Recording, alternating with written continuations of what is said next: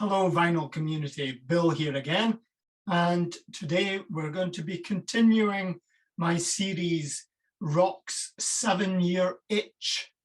So we started off in the mid-50s. We did the 60s in both America and British beat. We've done punk, glam rock, progressive rock, etc. through the 80s. And now we arrive at the period 1991 to 1997. So I think you can maybe have a good idea of what I'm going to show. We've got a genre called Britpop, and we've also got grunge to have a look at. So I think our music format sometimes is determined by what we can play in our car. So yeah, originally it was the radio, and then we moved on to cassettes. And in the mid-80s, we got the CD, which meant, well, later, maybe around the 90s, we could play CDs in the car when the price of a CD player came down a little bit to make that possible. And then it became really good value because you could play them at home and you could play them in the car. So I'm going to kick off with REM and Out of Time. So this was released in March 91. So we had singer Michael Stipe, guitarist Peter Buck. We had bass guitar Mike Mills, and on drums Bill Berry. And of course, REM had spent probably about a decade honing their art. So they weren't new, but these two albums from the early 90s is when their career really kicked off. So Out of Time, what we got on here, we got Radio Song, Losing My Religion, and Shiny Happy People, amongst others, including Half a World Away and Me and Honey. So REM's Out of Time, one of the classic albums from 1991. And their follow-up album was Automatic for the People. And here we have Drive, The Sidewinder Sleeps Tonight, The Sublime Night Swimming, and Sweetness Follows is also on this album. So really interesting vocals from Michael Stipe and some really good songwriting on this album as well. So yeah, Britpop, British bands sort of mug the Beatles, steal the guitar group sound, and yeah, I suppose this was Manchester giving back to Liverpool, I suppose. So we have, yeah, Oasis, and we've got Liam on vocals, Noel Gallagher on guitar and main songwriter. Guitars, we've also got Paul Bonehead Arthurs, not to be confused with Paul on the bass, who's Giggsy, Paul Giggsy McGuigan, and we have Tony Carroll on drums. So in 1994, we get this classic album, Definitely Maybe, and on it we find Rock and Roll Star, Live Forever, Cigarettes and Alcohol, together with Supersonic and Slide Away. So really strong album, really great Beatlesque tunes, and yeah, kick-started this whole Britpop thing. And then that was followed up in 1995 by What's the Story, Morning Glory. And on this one, we had the fantastic Wonderwall, really beautiful song. And we also have Roll With It, and Some Might Say. She's Electric. Track 11 is Untitled. And then we finish with Champagne Supernova. Also on CD, double CD, this is a great collection called Stop the Clocks.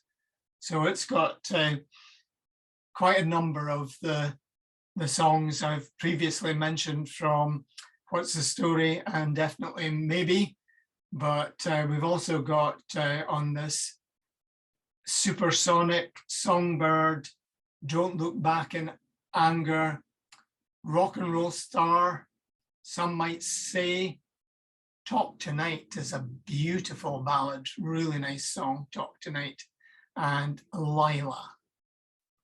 Great double album. And of course, if we're going to have Oasis playing the Beatles, we need to have a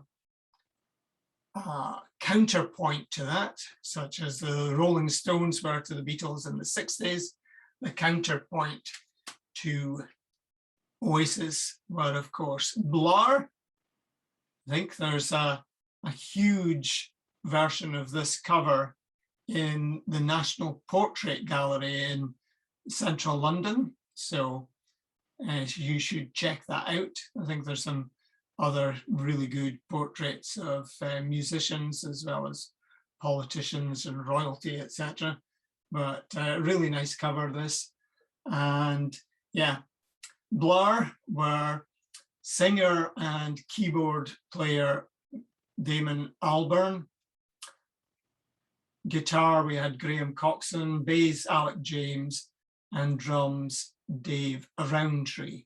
So they were formed in '88, first album in '91. This is a collection of the best of.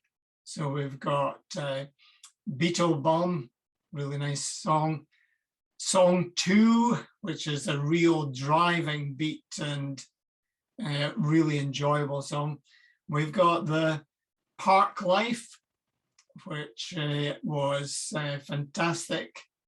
So yeah, really enjoyed the narrative of Park Life. Tender is a really nice ballad. And we've got Girls and Boys, Country House. Now, I'm not sure if that was the one that was the winner of the big, you know, who would sell the most singles, Blur or Oasis. So I'm not sure if Country House pipped Oasis or not, but that was certainly the song that Blur took the battle to Oasis with. We've also got Music Is My Radar, and did I mention Charmless Man and End of the Century? And when Oasis were speaking about cigarettes and alcohol, we have Blur speaking about coffee and TV. Now, my favorite band of the 60s are The Who. So if we've got Beatles, Stones, and The Who would be the third placed band for the Britpop era? I would make a strong case for this next band, Ocean Colour Scene. Saw them in concert in Aberdeen. And this album, Mostly Shoals, is very strong. It's kicks off with the Riverboat, not the Riverbot, but the Riverboat song. And we've also got The Circle, Policemen and Pirates, and 40 Past Midnight. And You've Got It Bad as well. I think that's a song by somebody from Motown, isn't it? You've Got It Bad, Girl. Is that Smokey Robinson? Probably totally off piste here, but yeah, this is a great album from 1996. And yeah, nice cover with the portrait of the band. And then when I saw Ocean Colour Scene, they were promoting this album, which is called Marching Already. And I remember I don't know if they had a video that featured Mini Coopers, much like the scenes from the Italian Job film. But this has got some great tracks on it as well. A little while since I've listened to this, but we've got 100 Mile High City, Better Day, Big Star, Foxy's Folk Faced, and Half a Dream Away. Really strong album, this. So, Ocean Colour Scene. And then from Scotland, from Bells Hill, we've got the Teenage Fan Club, sometimes known as Fannies, and they were from Glasgow, or the Bells Hill area of Glasgow. And this really great album was Grand Prix, was released in '95.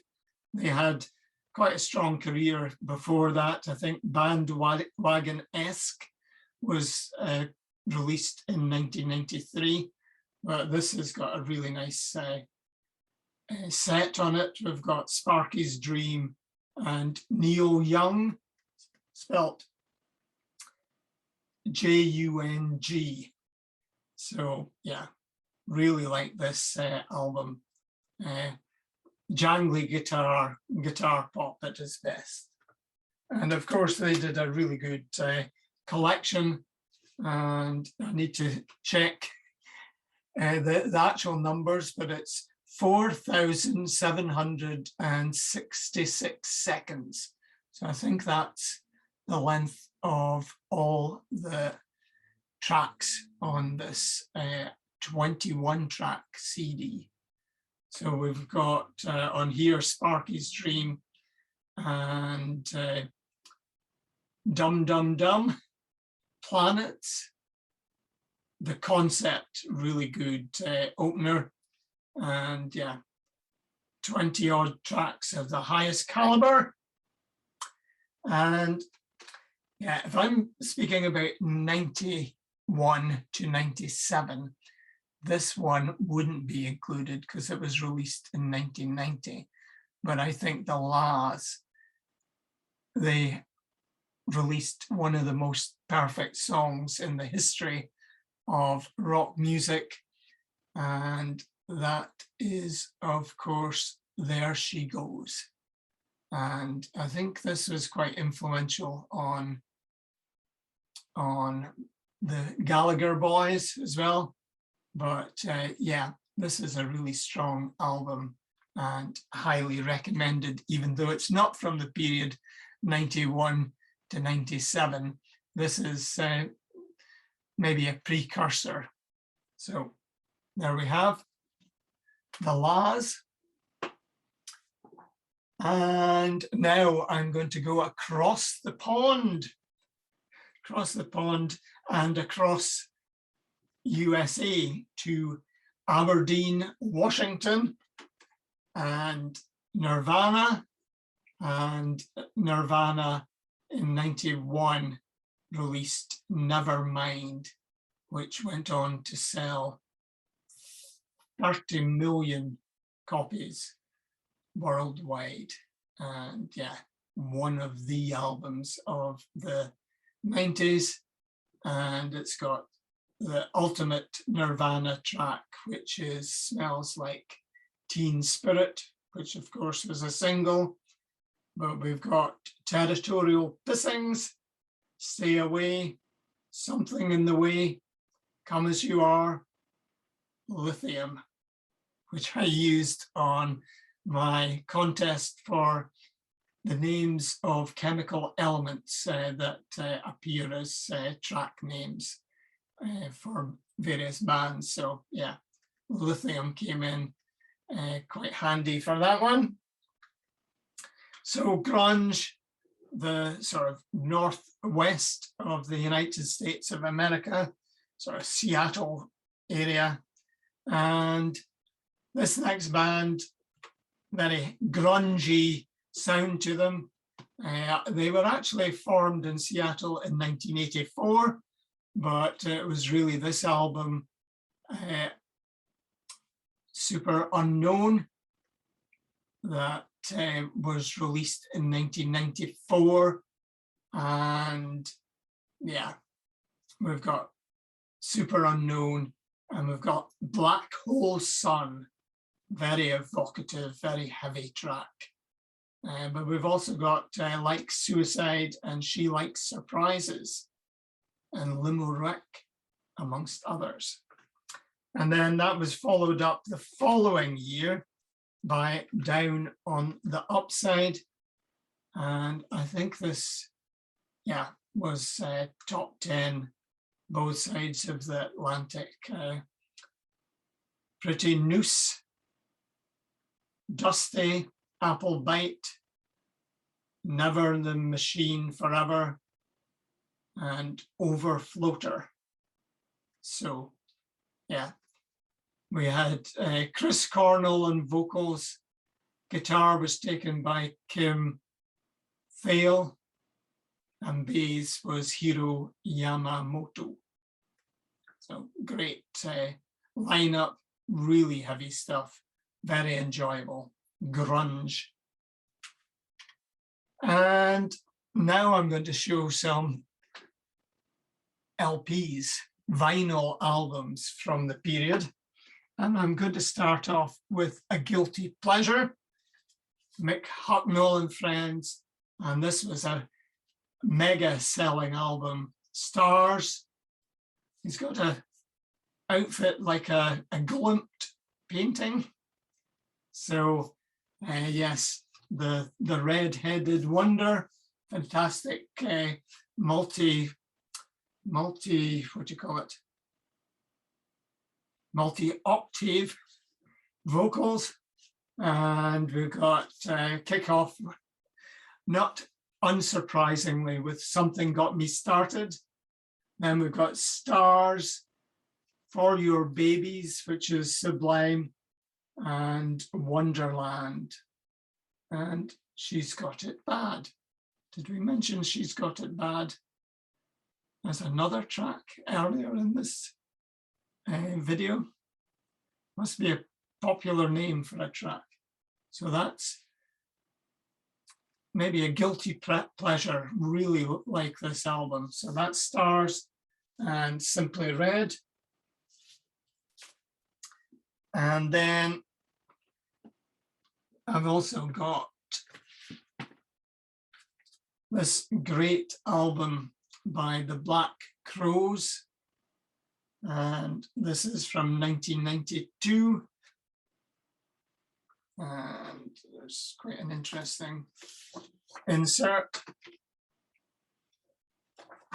with the lyrics and photos of the band members. So I think I've shown this one before on Vinyl Community, and I think that some of the lyrics or some of the vocals have a sort of touch of an early Rod Stewart vocal to them. Nice vibe, swampy, hard rock, yeah. Fantastic album. And then the last one I had to show was a reprise of Nirvana. And this is a fantastic live album. They do a great version of The Man Who Sold the World. And yeah. So I'm not sure if there were a lot of covers on this rather than Nirvana songs, but Unplugged in New York, really great live album. So thanks again for watching, and I'll be back in a little while with another episode of Rock's 7-year itch. We're kind of running out of years now, but yeah, I think we've got some alt blues, some white stripes, etc., that might feature in the next episode. But thanks for watching. Bye and take care.